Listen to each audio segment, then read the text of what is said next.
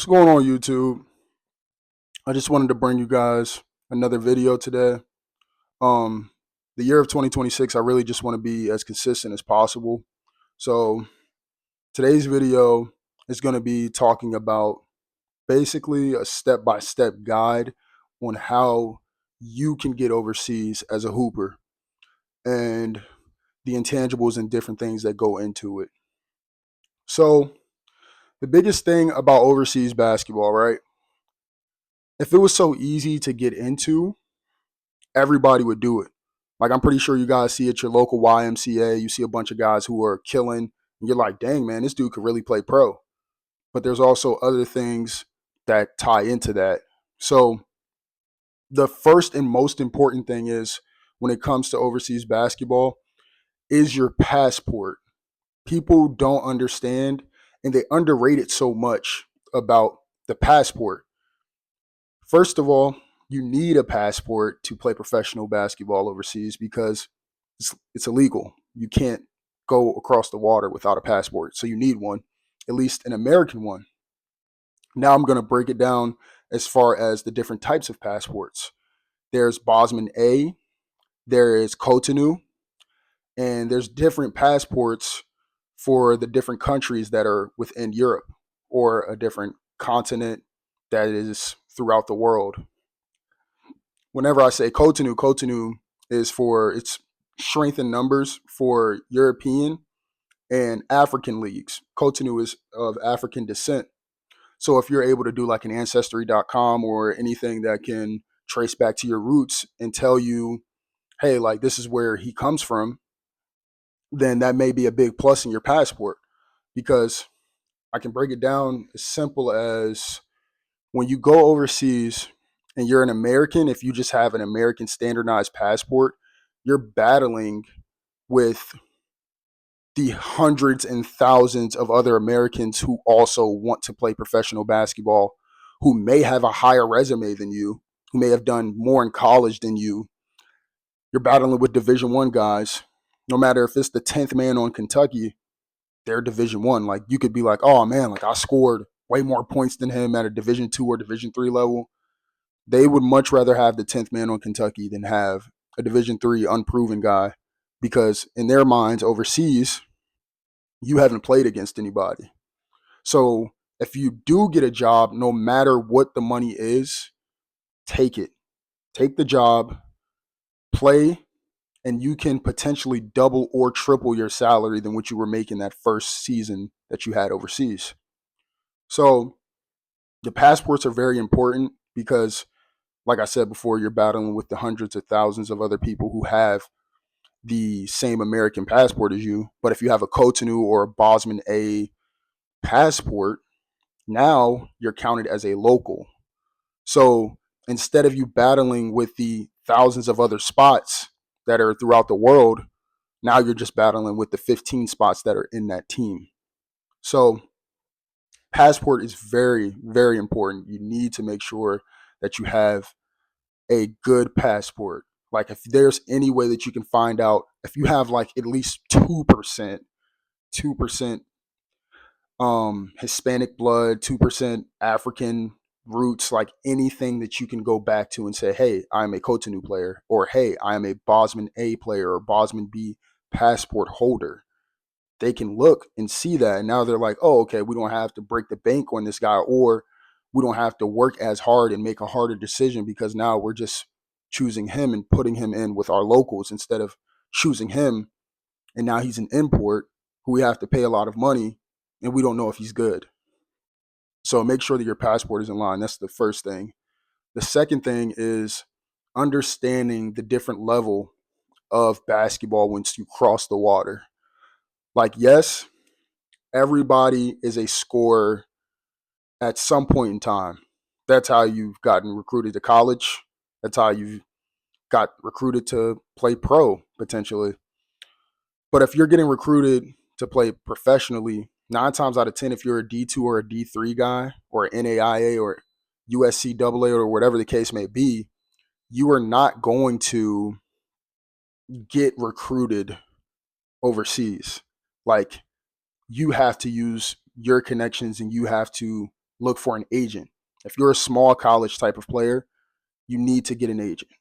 That to get your first deal at least. Like, yes, you can message teams and you could cold call them and whatnot and be like, hey, like, my name's so and so, here's my film, this is my basketball resume, blah, say, blah, say, blah. You could do those things, and those things could potentially work. But if you want a guaranteed job, make sure that you get an agent that is good for you and you know that that agent is actually working for you. Another thing to watch out for is ghost agents and scams. I've had my fair share of ghost agents, and it's not fun. Like, you sit there, you're talking to the guy one time, you're like, oh, okay, like he sounds like a great dude, like I could definitely trust him, and so on and so forth. But being a player, you have to understand that you have to keep working regardless. So if you have your agent and he's telling you, hey, I'm working for you and I'm doing this and blah, say, blah, say, blah, ask for proof. Don't sit there and just trust his word every single time, because ghost agents have a tendency of doing that.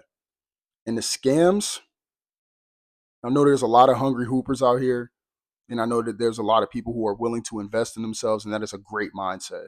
I want you guys to do that so that you can get to that next level.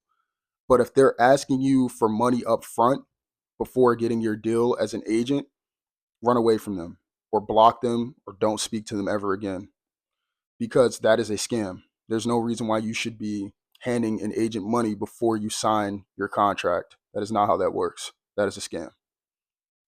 The third thing will definitely be understanding your role. Certain players thrive in certain countries because they understand the play style and they know. So if you're a scorer and you're like, hey, like the only thing I want to do is score, then the place that'll probably be for you is South America, because they bring in American imports and they want American imports to score, score, score, score, score, play defense, score, score, score, score, score. That's what they want. In Europe, you'll see a more foundational based basketball. You'll see where they're sitting there and they're setting screens, they're setting off balls, they're getting active, they're reading everything, they're making the correct passes. You're not going to be the main focal point in Europe as you would be in South America. I'm not saying that you can't be, but in South America, when you come over there, you are definitely the main focal point because you are American. You are better in their eyes. You have all of the facilities, you have the diet plans, you have everything that they don't have. So going there, if you're just trying to score and you're just trying to get buckets, then that'll probably be the place for you. But you have to understand that it kind of varies at different levels. Like, I'm not going to say that in the top league in South America that you're probably going to be the guy, because they most likely have way stronger locals than the other guys who that you've played with in lower divisions. The higher the division, the smaller the role. And a lot of guys don't want to take a back seat, which is why a lot of guys hurt themselves in their careers and they stop themselves from getting signed. Like, there's D1 guys who don't have jobs right now, and their agents are really trying to like get them out and like push them to certain directions and whatnot, and be like, hey, like we have this guy, like you could take him. He's pretty good. He averaged this, this, and this. But once you go overseas, a lot of teams don't want to deal with a guy who has an ego. If you got a bad ego, I'm not gonna sit there and put my time, money, and put you up in an apartment and whatnot. And it's different. Whenever you're sitting there, you're investing something. Like, you're actually betting on this person to carry the load and get you guys over the hump. You know what I mean? So that's the third thing. The fourth thing is, no matter how long you're with your teammates and whatnot, you are still out of the country. So you have to sit there and really ask yourself, am I really ready for this? Is this something that I really want to do? Because you are lonely. It's going to get very lonely. You're going to be able to contact your friends and family, but your phone bill is going to be through the roof though. So you'll be able to do those. I would suggest getting like a text now or getting like a data plan over there from your coaching staff or whoever can help you. But You have to understand that you are going to be by yourself. And you have to be okay with that because for an 8 to 10 month season, you are a professional basketball player. Even like for your career, you are a professional basketball player, period. But you have to understand that, hey, like I'm alone right now. How do you cope with that? How do you get over that hump? And that's something that you have to ask yourself because me personally, I've been wanting to do this since I was 14 years old, like play professional basketball overseas specifically because I wanted to see the world. I never got to travel much. I was always in like a small town, but I didn't have a small town mindset. So you have to have a different mindset, a different approach to the game. You have to be okay with taking a back seat sometimes because sometimes you aren't going to be the guy, no matter what level you go at. Unless you're a 5-star recruit, NBA type player, you have to be okay with taking a back seat. You got to put your head down and you have to work. But if you sit there and you think that everything's owed to you, you're not gonna get anything. Nobody's gonna hand you anything. You're a professional now. You have to work for those things. You want to beat a guy out of his spot, then be better than him. Spend more time in the gym than him. Get your mental state right. Coaches look for players who face adversity well. If you're sitting there and you're like, oh, okay, I missed a shot. Dang. Nah, my head's down, man. Like I don't even want to, I don't want to play no more. I don't want to take any more shots. I don't want to do anything. I don't want to get back on defense. Coaches see that. You miss a shot, don't let it bother you. You make a shot, don't let it bother you. It's basketball. These are the things that you have to understand at a young age if you want to play at the professional level. If you think that coaches are going to sit there and see you pout and complain and not get back on defense, they got a guy who's waiting to take your minutes. You guys are teammates, but he's competing for that same spot that you have. So those are things that you have to think about, especially at the professional level.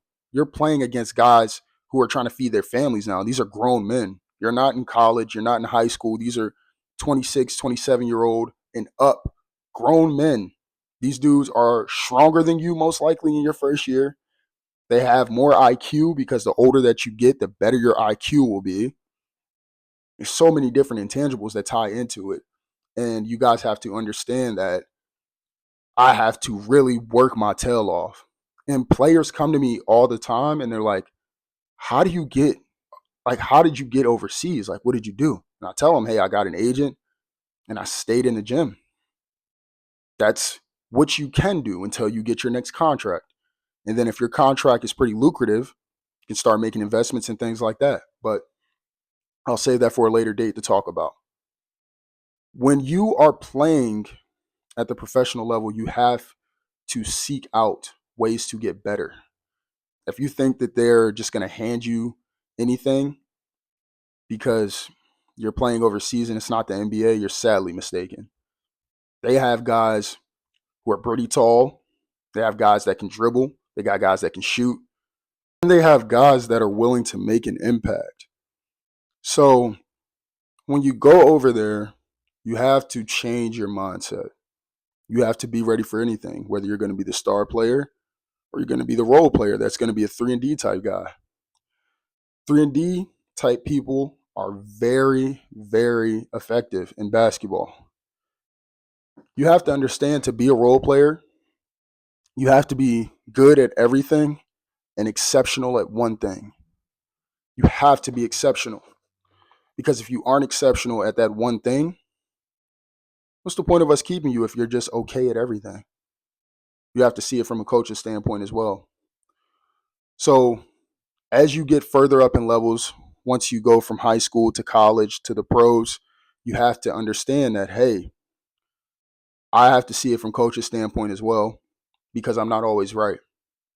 I know sometimes there's different cases and circumstances where players are in certain situations to whereas they're like, oh, okay, like I definitely got robbed out of that. But other times, most of the time, the coach is correct. And you have to bear with them, see what they need from you as a player, and work on those things.